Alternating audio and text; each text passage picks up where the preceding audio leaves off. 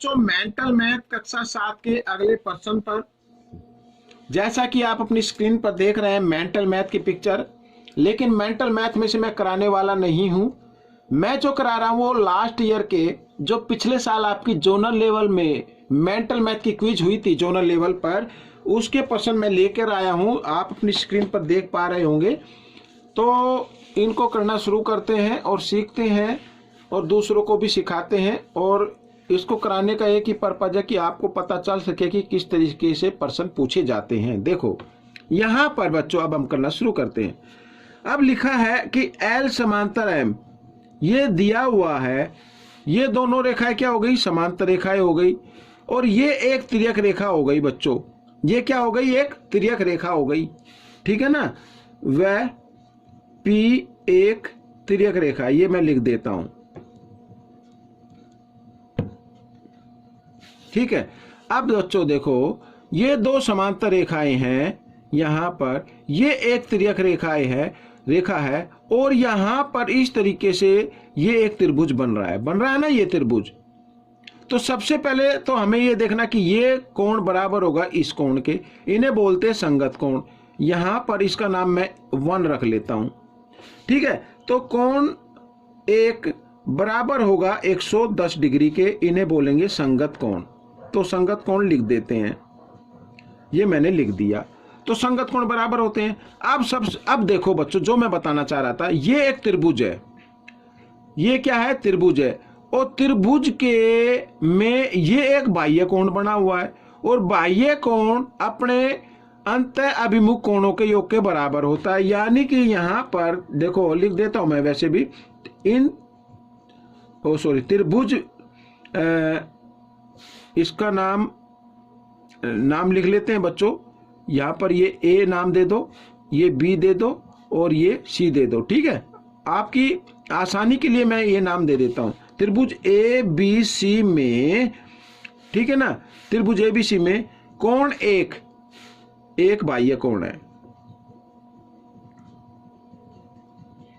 ये एक बाह्य कोण हो गया। तो बाह्य कोण अपने अंतःभिमुख कोणों के बराबर होता है। यानी 50 जमा x बराबर होगा कोण 1 के, ठीक है ना। तो हमें x की वैल्यू निकालनी है। तो 50 जमा x बराबर 1 आया 110 डिग्री के बराबर। तो 110 डिग्री, आइए इधर कर लेते हैं। x बराबर 110 डिग्री, 50 इधर जमा का, इधर आकर ये घटा का हो जाएगा। तो x बराबर आ गया बच्चों 60 डिग्री, ठीक है। x का मान आ गया।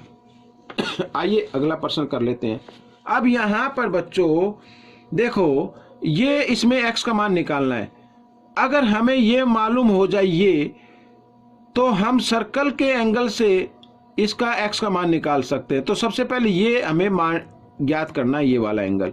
अब ये देखो, साइड गिनो, 1 2 3 4, ये एक चतुर्भुज हो गया। और चतुर्भुज में चारों कोणों का योग कितना होता है? 360 डिग्री होता है, ठीक है। तो हम इसका नाम दे देते हैं एंगल 1 इसका, ठीक है। तो यहां पर चारों कोणों को अगर हम जमा करें, 61 डिग्री जमा 40 डिग्री जमा 39 डिग्री और जमा 1 बराबर 360 आना चाहिए। चतुर्भुज के चारों कोणों का योग 360 डिग्री होता है। आइए जमा कर लेते हैं। 61 और 39 बच्चों, ये हो गया 100 डिग्री, 140 आ गया। 140 डिग्री जमा कोण 1 बराबर 360 डिग्री। अब हमें कोण 1 की वैल्यू निकालनी है। पहले 360, 140 इधर जमा का है, बराबर के साथ से इधर लेके आओ, घटा का हो जाएगा। और घटाते हैं तो कितना आ गया? 0, 6 में से 4 गए 2 और 3 में से 1 गया 2, 220 डिग्री आ गया। तो कोण 1 220 डिग्री का है। अगर मैं यहां पर कर देता हूं कोण 1 जमा x, तो बराबर ये बच्चों सर्कल बन जाता है। ये कोण और ये कोण बन रहा है ना सर्कल। तो सर्कल हमेशा कितने डिग्री का होता है? 360 डिग्री का होता है, ठीक है। तो 1 का तो मान आ गया 220 डिग्री। तो यहाँ पर 220 x का मान निकालना है 360 डिग्री, ठीक है। तो इधर कर लेते हैं, x का मान निकाल लेते हैं। x बराबर 360 और 220 इधर जमा में, इधर आकर ये घटा में हो गया। और घटाया तो कितना आता है? 0, 6 में से 2 गए 4, 3 में से 2 गया 1, 140 डिग्री आ गया बच्चों। तो ये आपका उत्तर आ गया, ठीक है। अगला प्रश्न कर लेते हैं। x का मान ज्ञात करना है इसके अंदर भी। तो यहां पर बच्चों फिर वही है, देखो त्रिभुज दिया हुआ है ये, और 30 त्रिभुज में ये बाह्य कोण है, तो बाह्य कोण अपने अंतःभिमुख कोणों के योग के बराबर होता है। तो x जमा 6 जमा x जमा 19 ये बराबर होगा 85 डिग्री के। ठीक है, एक x और एक x, 2x और 19 और 6 कितना होता है 25, तो यहाँ पर बराबर 85। ठीक है, ऐसे लिख देते हैं। और 2x बराबर 85, 25 इधर जमा है, 85 के साथ लेके आते हैं तो घटा का हो जाएगा। और जब इसमें से 25 घटाते हैं तो देखो कितना आता है, 5 में से 5 गए 0, 8 में से 2 गया 6, 60 आ गया। तो हमें निकालना है x का मान। तो यहाँ पे आ गया 60, 2 इधर गुणा में था, इधर आकर भाग में, और 2 से भाग किया तो आ गया 30। तो बच्चों ये आपका उत्तर आ गया। ठीक है, इस तरीके से आप इसको चेक भी कर सकते हैं, आप इसको चेक भी कर सकते हैं कि क्या इन दोनों का योग 85 के बराबर आ रहा है। देखो यहाँ पर आइए चेक कर लेते हैं। अब यहाँ पर x जमा 6 है, यानी x इस जगह 30 रखो, 30 जमा 6 कितना हो गया 36 हो गया। और यहाँ पर x जमा 19, यानी 30 जमा 19 कितना हो गया 49 हो गया। ठीक है, 9 और 6 15 का 5 का हासिल 1, 4 3 7 और 1 8 आ गया ना, बिल्कुल ठीक है। आइए प्रश्न नंबर 37 कर लेते हैं। और 37 में देखो ये कथन वाला प्रश्न है, इसको ध्यान से पढ़ना है और इसको हल करना है। एक किसान अपनी गाय को 10,000 रुपये में बेचकर 25% का लाभ लेता है। जब उसने गाय बेच दी 10,000 रुपये में तो उसे 25% का लाभ हो गया। अब हमें यह ज्ञात करना है गाय का क्रय मूल्य, यानी गाय उसने कितने में खरीदी थी। तो ये ज्ञात करने के लिए आपको एक फॉर्मूले का यूज करना है, गाय का क्रय मूल्य। ये लिख लेता हूं मैं पहले, फिर फॉर्मूला मैं आपको बताता हूं। ठीक है, गाय का क्रय मूल्य ज्ञात करने के लिए देखो, जब विक्रय मूल्य दिया हो, बेचने को विक्रय मूल्य बोलते हैं, और लाभ दिया हो तो आपको करना है विक्रय मूल्य, ठीक है, और गुणा 100, और यहां पर 100 जमा लाभ, बस इतना लिखना है। अब यहां पर विक्रय मूल्य है 10,000, ठीक है, गुणा 100, और यहां पर 100 जमा लाभ, यानी कि 100 जमा लाभ, लाभ कितना 25, तो 100 जमा 25 कितना हो जाएगा 125 हो जाता है। तो इस तरीके से हमने ये कर लेते हैं। अब यहाँ पर बच्चों देखो 25 से हम इसको काटते हैं, 25 के पाड़े से, 25 चौका 100 और 25 पंजे 125। ठीक है, 5 से 5 एकम 5, 5 दूनी 10 और 2 जीरो, 2 नहीं 3 जीरो आ गई, कट गया। अब 4 दूनी 8 और 3 जीरो, यहाँ पर 3 जीरो लगा देते हैं। तो बच्चों गाय का क्रय मूल्य था 8,000 रुपये। ठीक है, आइए अगला प्रश्न कर लेते हैं। यहाँ पर ये रहा, देखो इस प्रश्न में क्या कहा है लिखा है यदि 1 दर्जन अंडों का मूल्य 84 रुपये है तो 7 अंडों का मूल्य क्या होगा। अब बच्चों मेरे को खांसी है, फिर भी मैं आप सभी बच्चों के लिए वीडियो बना रहा हूं, तो प्लीज लाइक जरूर कर देना। देखो यहाँ पर लिखा है कि 1 दर्जन अंडों का मूल्य, अब 1 दर्जन में होते कितनी संख्या होती है 12, कितनी होती है 12, तो इसका मतलब ये 12 अंडों का मूल्य है। तो लिख लेते हैं 12 अंडों का मूल्य, 12 अंडों का मूल्य 84 रुपये। ठीक है, सबसे पहले 1 अंडे का निकालो, 1 अंडा कितने का आएगा, तो 1 अंडा तो कम का आएगा, तो कम के लिए इस 12 से भाग कर देते हैं, 12 कम 12, 12 सत्ते 84 यहाँ पर आ गया। ठीक है ना, ये 7 आ गया। अब 7 अंडों का मूल्य बताना है बच्चों, 7 अंडों का मूल्य बताना, यानी 7 रुपये का 1 अंडा आता है, तो 7 अंडे कितने के आएंगे, 7 अंडों का क्रय मूल्य 7 तो ज्यादा के आएंगे, तो 7 गुणा 7 कर देते हैं 49, तो 49 रुपये का आएगा। अब आप 1 अंडे का मूल्य आ गया 7 रुपये, तो 7 का कितना आएगा, तो 7 को 7 से गुणा कर देते हैं, 49 रुपये आ गया। ठीक है, आइए अगला प्रश्न कर लेते हैं, हल करो। अब इसको क्या करना है, हल करना है। अब यहाँ पर हल करने के लिए आप एक ट्रिक का यूज करेंगे। तो सबसे पहले आपको देखो, ये हमारे पास ये दो पद हैं, एक तो ये और एक ये, बीच में जमा का निशान है, इन दोनों में गुणा। ठीक है ना, तो सबसे पहले आपको करना है कि इनमें से एक जैसी संख्या कौन सी है, 375, इधर भी है, तो 375 को लिख लो, ब्रैकेट बना दो। अब यहाँ पर क्या बचा, यहाँ पर बचा 1495, और इधर क्या बचा 495, लेकिन ये घटा का है तो घटा 495 ऐसे।